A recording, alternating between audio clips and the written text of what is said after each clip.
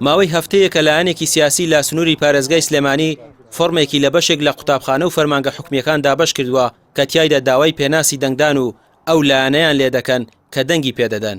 لەگەڵ نزیکبوونەوە لە پرۆسەی دەنگدان حیزبە دەسەڵاتدارەکان دەکەونە چاوترسێنکردنی هاوڵاتیان و هەموو ڕێگەیەک دەگرنە بەر بۆ بەدەستێنانی دەنگی هاوڵاتیان. لە سەرەتای پرۆسەی بانگەشەی هەڵبژاردندا بە قسەی خۆش لەگەڵ دەنگدەراندا دەدوێن، پاشان ڕێگەی چاوسوورکردنەوە و تەلەفۆن و گرتنی وێنەی دەنگەکەی لە کاتی دەنگداندا. ئەندامێکی مەکتەبی هەڵبژاردن و ئاماری کۆمەڵی دادگەری دەنگدەران دڵنیا دەکاتەوە ئەگەر دەسەڵات وێنە و ژمارەی پێناسیشیانی لابێت ناتوانن بزانن کەسەکە دەنگی بە چ لایەنێک داوە، چونکە بۆ ئەو کارە پێویستە سەرجەم سندوقەکە بە شێوەی دەستی جیا بکرێتەوە کە ئەوەش لە کۆمیسیۆن ڕێگەپێدراو نییە. دەسەڵات ئەو کارە تەنها بۆ ترساندنی هاوڵاتیان پەیڕەو دەکات. لە هەرێمی کوردستان هەردوو حیزبی دەسەڵاتدار ئەمە یەکەم جاریان نییە بەڕاستی ئەم کارەکەن. لە هەڵبژاردنەکانی پێشوشە هەموو چەخۆران هەم ئەندامانی خۆیان بۆ جۆرە ترسانووە کە ئەگەر دەنگ نێن بەلایانی دەسەڵات ئێمە ئەزانین کە دەنگتان نەیاوە و بە جۆرێک لە جۆرەکان لەوە چە ئیجراعاتی حیزبی خۆیانیان لەگەڵا بکەن. ئەگەر ئەوانشی کە مۆزەفن ئیجراعاتی حکومیان لەگەڵا ئەکەن بۆ ئەوەی دوایی یان موچەکانیان ئەبڕن یان جۆرێک لە جۆرەکان ئیجراعاتی تریان لەگەڵا ئەکەن.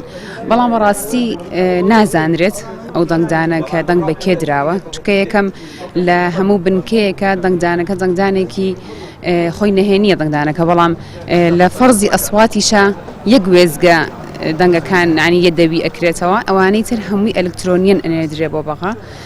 لەبەر ئەوە نازانرێت ئەو شخصە دەنگی بەکێیاوە یا دەنگی بەکێنەوە. بەڵام بەڕاستی دەسەڵات ئەوێت ئازادی ئەم خەڵکە زەوت بکە، ئەوێت یعنی مافی ئەو خەڵکە بکڕێتەوە جارێکی تر بۆ ئەوەی کە بێت ینی بە جۆرێک لە جۆرەکان ئیهانە بە تاکە کات. بڵاوکردنەوەی ئەو فۆرمە لە ناوەندەکانی خوێندن کە وێنەیەکی دەست پێیان کەوتووە شارەزایانی هەڵبژاردن بە کارێکی نایاسایی دەزان و دەڵێن هەموو کەسێک ئازادە لە دەنگدان و نابێت سنوور دیاری بکرێت و هەڕەشەکردن و ترساندن پرۆسەی دیموکراسی دەخاتە ژێر پرسیارەوە.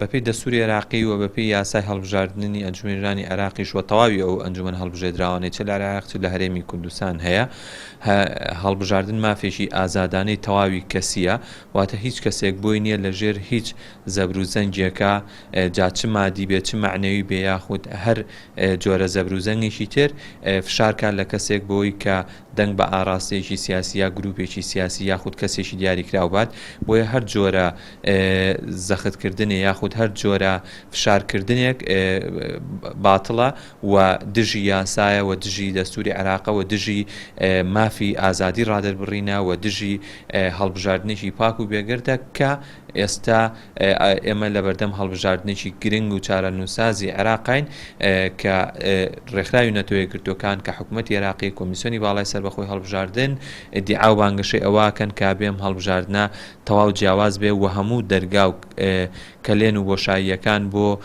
ئەنجامانی تەزویر بگیرێت و هاوڵاتی و دەنگدەر بە ئازادانە دەنجی خۆی بات. بۆیە هەر ڕێکارێک کە هێزێکی سیاسی گروپێک بیکات پێچەوانی یاسایە و پێچەوانی دەستورە و گرنگە هێز و لایەنە سیاسیەکانی تر و حکوومەت بە تایبەت ئەوەی کە لە چوارچێوەی کەرتی گشتی و دەسەڵاتی گشتیا بەکار بێت بێتە سەرخەت. پێیان لەسەر ئەو ڕێکارە نایاسایانەی پارتێکی سیاسی بۆ ترساندنی دەنگدەران گرتوێتە بەر پەیوەندی کرد با کۆمیسیۆنی سەربەخۆی هەڵبژاردنەکانی عێراقەوە، بەڵام ئامادە نەبوون لێدوان لەو بارەیەوە بدەن.